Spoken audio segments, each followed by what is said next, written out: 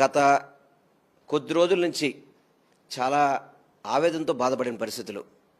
ఎందుకంటే ప్రతి ఒక్కళ్ళు కూడా ఇలవేల్పుగా చూసుకునే వెంకటేశ్వర స్వామి గారి యొక్క ప్రసాదాన్ని కల్తీ జరిగిందని చెప్పని బాధపడే పరిస్థితి, చాలామంది భక్తులు బాధపడిన పరిస్థితి నేను దగ్గరుండి చూశాను.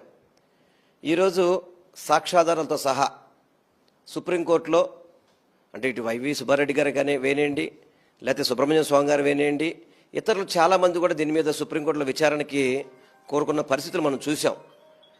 కానీ ఒక ముఖ్యమంత్రి స్థాయిలో ఉన్న వ్యక్తులు ఇటువంటి ఆధారాలు లేకుండా మాట్లాడడం అనేది బాధ్యతారాహితంగా ఉన్నాయనేది మనకి ఈరోజు అర్థమవుతుంది.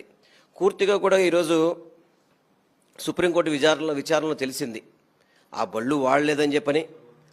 అదేవిధంగా ఒకవేళ మీకు ఆ యొక్క దీంట్లో తీర్పు వచ్చుంటే కానీ, మన ల్యాబ్లో రిపోర్ట్ వచ్చుంటే, రెండో ల్యాబ్కి ఎందుకు మీరు